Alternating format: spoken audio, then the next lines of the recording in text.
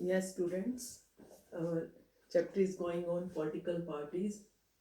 Last video में हम लोगों ने पॉलिटिकल पार्टीज के अंदर क्या क्या चैलेंजेस हैं उनके बारे में डिस्कस किया था।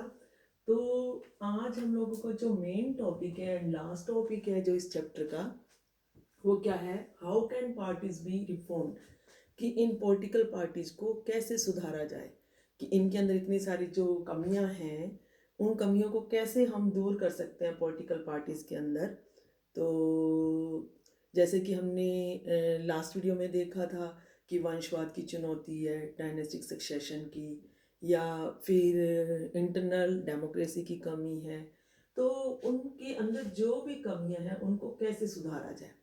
सबसे फर्स्ट पॉइंट क्या है, एंटी डिफेक्शन लॉ, कि अगर हमने इन पॉलिटिकल पार्टीज को सुधारना है तो सबसे पहले क्या होना चाहिए, जो ये पार्टियां एक बार इलेक्शन जीत जाती हैं और फिर उसके बाद उनको अगर रूलिंग पार्टी के साथ जुड़ना होता तो वो पैसे के बल पर अपने दल को बदल लेती हैं, अपनी पार्टी को बदल लेती हैं।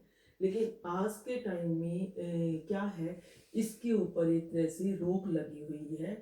हमारे सुप्रीम कोर्ट की तरफ से एक ये लॉ बनाया गया है, एंटी डिफेक्शन लॉ, जिसके तहत क्या है, कोई भी दल, कोई भी पार्टी के अंदर जो भी मेंबर है वो अपनी पार्टी को बदल नहीं सकता। अगर वो बदलता है तो उसको फाइन के साथ साथ अपनी टिकट से भी, अपनी सीट से भी हाथ धोना पड़ता है, यानी कि उसकी सीट चली जाती है। तो इस टाइप से वैसे तो अगर देखा जाए कुछ हद तक लोग विरोध नहीं कर पाते, पार्टी के अंदर विरोध नहीं हो पाता है अगर किसी को पसंद नहीं है तो। लेकिन इसका सबसे ज़्यादा बेनिफिट क्या हुआ है कि अब इस टाइप से कोई भी जो मेंबर है, सांसद है या विधायक है, लाइक एमएलएज एंड एमपीज, तो वो कोई भी अपनी पार्टी को नहीं छोड़ सकता पैसे की लालच में आगे। उसके बाद क्या है, एफिडेविट। एफिडेविट क्या है, हमारे कंट्री के अंदर भी ये एंटी डिफेक्शन लॉ भी है। और एफिडेविट में क्या है कि हर एमएलए या एमपीज को जब उनको टिकट मिलता है तो उस टाइम में उसको अपने बारे में सारी जानकारी रिटर्न में देनी पड़ती है, कि उसके पास कितनी मनी है, उसके पास क्या चीज़ है, उसके ऊपर कोई क्रिमिनल केस तो नहीं चल रहा है। तो जिससे क्या है, सारी चीज़ों के बारे में जब जानकारी होती है तो काफ़ी हद तक जो है इससे करप्शन की संभावना कम रहती है। लेकिन हाँ, हम ये भी कह सकते हैं कि ज़रूरी नहीं है वो हम लोगों को जो सूचनाएं दे रहा है, अपने बारे में इंफॉर्मेशन दे रहा है, वो सही भी हो, कई बार बेटा वो गलत भी हो जाती हैं। उसके बाद क्या है, मैंडेटरी ऑर्गेनाइजेशंस मीटिंग, यानी कि जो ये पार्टीज के अंदर मेंबर्स होती हैं इनकी जो है मीटिंग्स होना भी जरूरी है, ऑर्गेनाइजेशन भी बने होने चाहिए। और इन लोगों को अपनी इनकम का इनकम के लिए टैक्स रिटर्न करना भी जरूरी है। जो आयकर रिटर्न भरा जाता है वो भरना भी इनके लिए जरूरी है। इससे क्या है, काफ़ी हद तक इनमें जो हमारी पॉलिटिकल पार्टीज हैं इनमें सुधार हुआ है। और ये तो हम लोगों के थ्री जो दिए हुए हैं ये हमारी सुप्रीम कोर्ट की तरफ से दिए हुए हैं। इसके अलावा और भी हम लोग इसके अंदर सुधार कर सकते हैं, हम अपने सुजेशन दे सकते हैं। हाँ, अगर आप लोगों को पॉलिटिकल पार्टीज को कैसे सुधारा जाए तो आपको ये सारी चीज़ें ही क्लियर करनी होंगी। जैसे कि सबसे पहले क्या, a law should be made to regulate internal affairs and political parties, कि एक कानून बनना चाहिए कि इनके अंदर जो पार्टी के अंदर मेंबर्स हैं उनके अंदर भी सब तरह से जो है बातचीत होनी चाहिए, उनके बीच में इलेक्शन जैसा होना चाहिए। और जो अगर कोई भी फैसला लिया जाना है, जो कोई ऊंचा पद दिया जाना है, कोई ऊंचा विभाग दिया जाना है, तो उस टाइम में उनके बीच में ये सब चीज़ें डिस्कशन होनी चाहिए।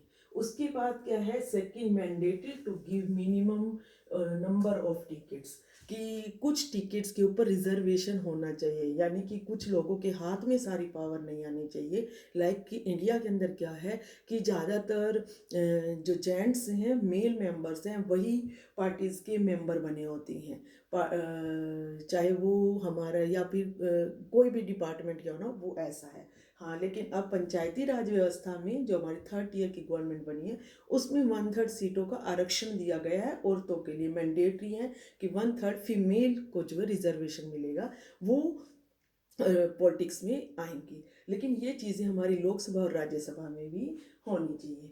थर्ड क्या है, स्टेट फंडिंग ऑफ इलेक्शन, कि अगर इलेक्शन से पॉलिटिकल पार्टीज जो ये इलेक्शन लड़ती हैं उससे रिलेटेड जो अगर स्टेट फंड दे, यानी कि राज्य की तरफ से पार्टियों को चुनाव लड़ने के लिए फंड दिया जाए, वे पैसे दिए जाएं, चाहे वो फ़ोन के रूप में हो, कागज़ों के रूप में हो, पेट्रोल के रूप में हो, तो वो अगर दिया जाए तो may be in political parties को सुधारा जा सकता है। लेकिन हाँ, हम ये भी कह सकते हैं इसके साथ साथ कि ज़्यादा भी प्रेशर नहीं डालना चाहिए। क्यों? क्योंकि नहीं तो ये पॉलिटिकल पार्टीज जो है फिर रूल्स को तोड़ने की कोशिश करेंगी और वो अपने नए नए तरीके अपनाएंगी कि कैसे करके जो है हम अपना ज़्यादा पैसा खर्च करके राजनीति में आएँ और इलेक्शन को जीत पाएँ। उसके बाद क्या है, हम लोग दो और तरीके भी बता सकते हैं कि पार्टीज को कैसे इम्प्रूव किया जा सकता है, कैसे सुधारा जा सकता है। सबसे पहले तो पीपल जो है प्रेशर डालें पॉलिटिकल पार्टीज के ऊपर, लेटर लिख के या फिर मेल करके या फिर उनके साथ जुड़कर। इससे क्या होगा कि पॉलिटिकल पार्टीज के ऊपर प्रेशर बनेगा, मीडिया के थ्रू भी प्रोटेस्ट करके मूवमेंट चलाकर भी जो है पॉलिटिकल पार्टी के ऊपर प्रेशर डाला जाएगा। पॉलिटिकल पार्टीज क्या करेंगी, वो अवेयर हो जाएंगी और उनकी इंसल्ट होएगी, इसलिए वो क्या करेंगी, ज़्यादा से ज़्यादा जो है लोगों के बेनिफिट के लिए काम करेंगी और गलत काम करने से डरेंगी। उनको ये लगेगा कि अगर हमने कुछ ऐसा अलग किया तो हम लोगों को ये पब्लिक अवेयर है और हम लोगों को ये नेक्स्ट टाइम इलेक्शन में हरा देगी, हम लोगों को हमारी सीट नहीं मिल पाएगी।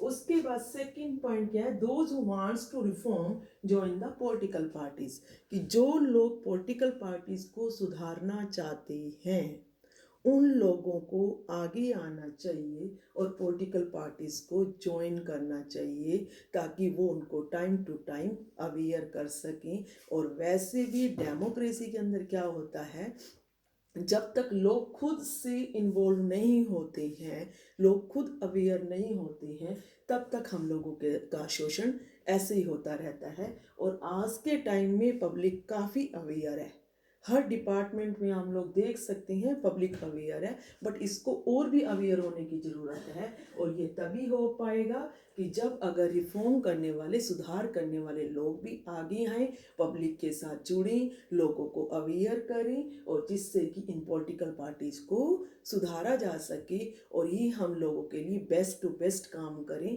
क्योंकि पॉलिटिकल पार्टीज़ ही डेमोक्रेसी के अंदर मेन होती हैं और वो ही हमारे पब्लिक की रिप्रेजेंटेटिव बन के पब्लिक की तरफ से सारे काम करती हैं। और हम लोगों का वेलफेयर तभी होगा जब इन पॉलिटिकल पार्टीज़ को अच्छे से सुधारा जाए और अच्छे से ये जो है इस काम को करने के लिए भी रेडी हो। लेकिन इसके साथ साथ पॉलिटिकल पार्टीज़ को भी सुधारना होगा। उनकी अंदर ज़बरदस्ती हम लोग कोई भी चीज़ नहीं थोप सकते हैं जब तक कि इन पॉलिटिकल पार्टीज़ को खुद से सुधरने की इच्छा नहीं होगी।